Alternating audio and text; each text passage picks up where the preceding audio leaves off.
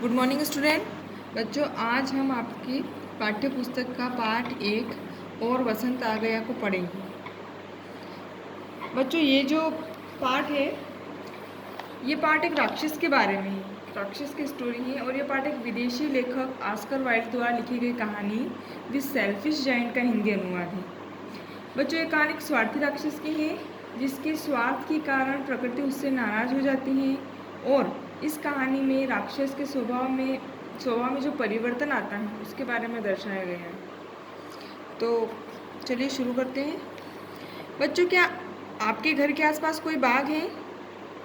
क्या आप उसमें कभी गए हैं? उसमें कौन कौन से पेड़ होते हैं? आपको पता ही होगा बेटा, आपने देखा होगा। चलिए पाठ को शुरू करते हैं। किसी पश्चिमी देश में एक बहुत ही बड़ा बगीचा था।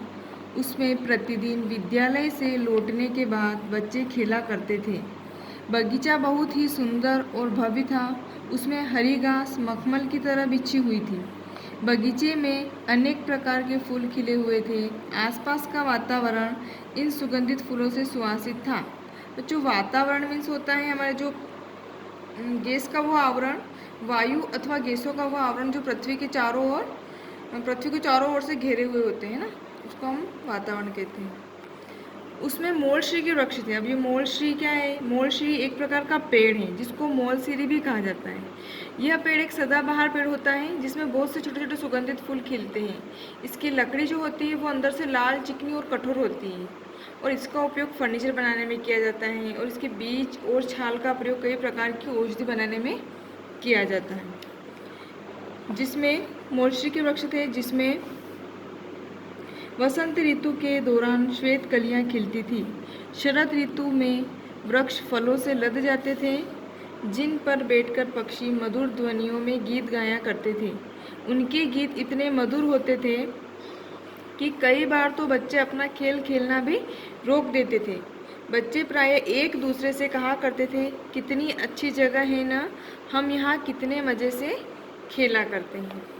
तो बच्चों, इस पैराग्राफ में यह बताया गया है कि स्कूल की छुट्टी होने के बाद कुछ बच्चे बगीचे में खेला करते थे। उन बच्चों को बगीचे में खेलना और मस्ती करना बहुत भाता था। बच्चों, यह बगीचा उस राक्षस का था जो इस वक्त इस बगीचे में नहीं था। वो कहीं बाहर गया था और अचानक उसके आ जाने से बच्चे घबरा जाते हैं, क्योंकि वह उन बच्चों पर बहुत बुरी तरह से चिल्लाता और बोलता है कि तुम सब यहाँ क्या कर रहे हो। एक दिन राक्षस वापस आ गया। वह बगीचे का मालिक था। वह अपने किसी मित्र से मिलने दूर देश गया था। आते ही उसने अपने बगीचे में बच्चों को खेलते हुए देखा तो वह आग बबूला हो गया। आग बबूला होना मतलब क्रोधित होना या क्रोध करना। तुम सब यहाँ क्या कर रहे हो? वो कहीं बाहर जाता है, लेकिन जब अचानक आ जाता है तो बच्चे उसको देखकर घबरा जाते हैं। वो क्योंकि वो उनके ऊपर गुस्सा करता है, चिल्लाता है और वो कहता है कि तुम सब यहाँ क्या कर रहे हो? तुम्हें इसमें घुसने की अनुमति किसने दी? चलो भागो यहाँ से। राक्षस की मोटी और भद्दी आवाज़ सुनकर बच्चे डर जाते हैं और उसकी आवाज़ से वो भाग जाते हैं।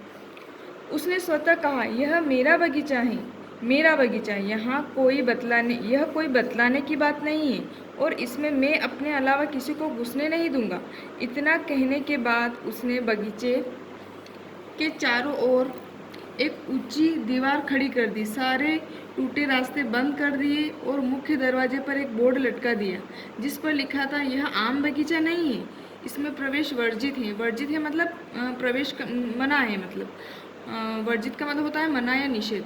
और जो इस आज्ञा का उल्लंघन करेगा वह दंड का भागी होगा।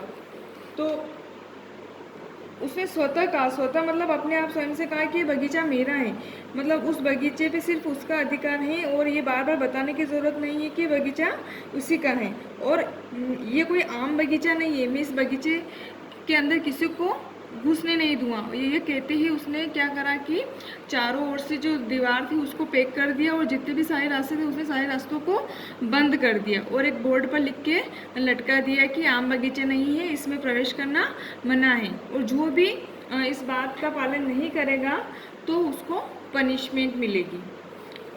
वह सचमुच बड़ा स्वार्थी राक्षस था। उसे किसी अन्य की परवाह नहीं थी। बेचारे बच्चों को खेलने के लिए अन्य कोई स्थान नहीं था। उन्होंने सड़क पर खेलने का प्रयत्न किया, लेकिन वहाँ धूल ही धूल थी और कंकड़ पत्थर भी थे। इससे बच्चे जख्मी भी हो जाते थे। वे बगीचे के चारों ओर चक्कर लगाते थे और भीतर घुसने का स्थान ढूंढा करते। वे आपस में भीतर घुसने के उपायों पर भी चर्चा किया करते, किंतु घुस नहीं पाते। वे आपस में कहते, कितना सुंदर बगीचा है और इसमें खेलने में कितना मज़ा आता था। वे विद्यालय से लौटते और मन महसूस कर घर चले जाते। बच्चों, वो जो राक्षस था बहुत ही स्वार्थी था और बहुत डेंजरस भी था। पर मतलब बच्चे उससे बहुत ज़्यादा डरते थे। और लेकिन बच्चे तो बच्चे ही होते हैं। वो बच्चे भी क्या करते थे कि जो जितना वो मना करता था, लेकिन फिर भी वो चारों तरफ से बगीचे के अंदर जाने की कोशिश किया करते थे कि कहीं हमें किसी न किसी तरह से उसके अंदर, बगीचे के अंदर घुसने का मौका मिल जाए और हम वापस से बगीचे में चले जाएं। कारण इसलिए क्योंकि वो उस बगीचे को बहुत लाइक करते थे। उनको बच्चों को उस बगीचे में खेलना बहुत ही अच्छा लगता था और वो वहाँ पे मस्ती करते थे, तो उनका मन वहाँ पे लगा रहता था।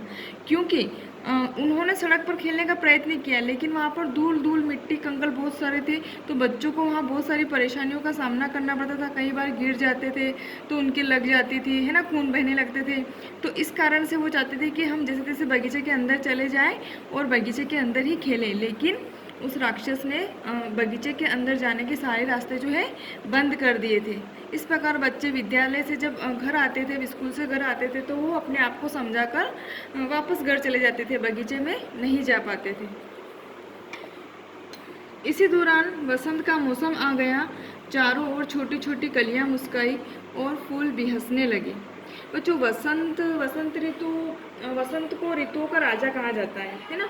आपको पता ही होगा, भारत में यह मौसम फरवरी मार्च में आता है। सरसों के फूल खिलने लगते हैं, है ना, और माँ सरस्वती की अपन पूजा करते हैं। ये सारी बातें वसंत ऋतु में होती है ना। फूल खिल जाते हैं रंग बिरंगे, चारों तरफ कलियाँ मुस्काती हैं और भी हंसना मतलब हंसने लग जाते हैं, फूल भी हंसने लग जाते हैं। वृक्षों पर चिड़िया चहचहाने लगती हैं, मौसम सुहावना भी हो जाता है। केवल राक्षस के बगीचे में अभी भी शीत ऋतु थी। बच्चों, चारों तरफ वसंत ऋतु छा गई थी, वसंत का मौसम आ गया था, लेकिन केवल उस राक्षस के बगीचे में अभी भी शीत ऋतु ही थी। क्योंकि वहाँ न तो कलियाँ मुस्काई और न चिड़िया चहकी और न ही कोपले फूटी, क्योंकि वहाँ बच्चे खेलने नहीं आते थे। एक दिन एक सुंदर फूल उगा, लेकिन राक्षस की चेतावनी देखी और मुरझाकर जमीन पर गिर गया। जैसे तैसे एक फूल खिला था, लेकिन वो फूल भी राक्षस के गुस्सा करने से और उसकी चेतावनी के कारण वो जो फूल भी मुरझाकर गिर जाता है। और बच्चों के नहीं आने के कारण बगीचे में भी कलियां, फूल वगैरह नहीं खिलते हैं और वसंत ऋतु का आगमन नहीं हो पाता। राक्षस की इस सूचना से अगर कोई खुश हुआ तो वे थे बर्फ और कोहरा। उन्हें लगा कि अगर वसंत ऋतु नहीं आई तो वे साल भर यहीं रहेंगे। बच्चों, जब वसंत ऋतु आती है, बर्फ कोहरा चले जाते हैं, शीत ऋतु कम हो जाती है, ठंड कम लगने लगती है, बर्फ वगैरह बह जाते हैं, है ना। तो अब उनको ऐसा लग रहा था कि वसंत ऋतु नहीं आई तो साल भर अब शीत ऋतु ही उसके बगीचे में शीत ऋतु ही रहेगी। उन्हें एक स्थायी ठिकाना मिल जाने का आनंद था। उन्हें लग रहा था कि प्रकृति ने उनके लिए ही इस बगीचे में वसंत ऋतु के नहीं आने का श्राप दिया था। तत्पश्चात में उसके बाद बर्फ ने सारी घास को अपनी सफ़ेद चादर से ढक लिया। उधर कोहरे ने सभी पेड़ों पर सफ़ेदी पोत दी। उसके बाद उन्होंने ठंडी हवा को बुलाया। वह आई और बगीचे में तेज आवाज़ के साथ बड़े जोर से बहने लगी। हवा ने प्रचंड रूप धारण किया और मकान की चिमनी को गिरा दिया। अपनी सफलता से खुश होकर हवा ने सोचा कि अब उसे अपने मित्र ओलों को बुलाना चाहिए। उसके बुलावे पर ओले आए और राक्षस की छत पर लगातार 3 घंटे तक बरसते रहे। छत की आंधी से ज़्यादा चीज़ें टूट फूट कर तहस नहस हो गई। उसके बाद बर्फ, कोहरे, ठंडी हवा और ओले मिलकर बगीचे में जमकर नाचते रहे। उसके बाद सारी घास पर बर्फ फैल गई तथा कोहरे के कारण पेड़ भी धुंधले दिखाई पड़ने लगे। तेज ठंडी हवाएं चलने लगी, जिसके कारण मकान की चिमनी गिर गई और उसके बाद ओले गिरना शुरू हो गए तथा राक्षस की छत पर लगातार 3 घंटे तक ओले गिरते रहे तथा आंधी के कारण सारी चीज़ें टूट फूट कर बिखर गई। ये सब देखकर आगे बढ़ते हैं। अपने घर की खिड़की पर बैठा सफ़ेद बर्फ और कोहरे से देखते हुए राक्षस सोच रहा था, मेरे बगीचे में वसंत का उदय क्यों नहीं हो रहा है। मुझे आशा है कि मौसम अवश्य बदलेगा, लेकिन बगीचे में न तो वसंत आया और न ही ग्रीष्म ऋतु आई। उस बगीचे के चारों तरफ फूल खिले, लेकिन वह बगीचा वैसा ही वीरान रहा। वसंत ने कहा, यह राक्षस बहुत स्वार्थी हैं, इस बगीचे में मैं जाऊंगा ही नहीं। वसंत के नहीं आने से बगीचे में केवल भीषण ठंड का प्रकोप रहा और साल भर बर्फ, कोहरे, ठंडी हवाएं और ओले क्रीड़ा करते रहे। तो इस पैराग्राफ का अर्थ है कि जब उसके बाद क्या हुआ कि जब सारी बर्फ़ फैल गई, सब तरफ कोहरा मच गया, सारी चीज़ें जो टूट कर तहस नहस हो गई है ना, तो ये सब देख के राक्षस सोचने लगा कि मेरे बगीचे में वसंत का आगमन क्यों नहीं हो पा रहा है। पर राक्षस को विश्वास था कि मौसम चेंज होगा और मेरे उपवन में भी वसंत का आगमन अवश्य होगा। परंतु बीच में ऐसा कुछ नहीं हुआ। बगीचा पूरी तरह वीरान और सुनसान होकर रहा, क्योंकि वसंत ने कहा कि राक्षस बहुत स्वार्थी है और मैं इस बगीचे में नहीं जाऊंगा। वसंत के नहीं आने से बगीचे में केवल साल भर वसंत के आगमन नहीं होने के कारण भीषण ठंड और ठंड का प्रकोप मतलब तेज ठंड रही और साल भर बर्फ और कोहरे और ठंडी हवाओं से और बर्फ वगैरह की क्रीड़ा करते रहे, मतलब वही सब खेलते रहे, करते रहे, डांस करते रहे, है ना। और साल भर क्या हुआ कि वसंत का आगमन राक्षस के उपवन में नहीं हो पाया। बच्चों, आज हमने इसका पार्ट 1 पढ़ा है, तो अपन इसके आज हमने ये पढ़ा है। इसके बाद ये यहाँ से यहाँ तक अपन ने पढ़ लिया। एक बार आपको वापस से पढ़ना है और समझना है। नेक्स्ट वीडियो में हम अपन नेक्स्ट पार्ट 2 पढ़ेंगे, यहाँ से और ये दोनों पढ़ेंगे। Thank you, have a nice day.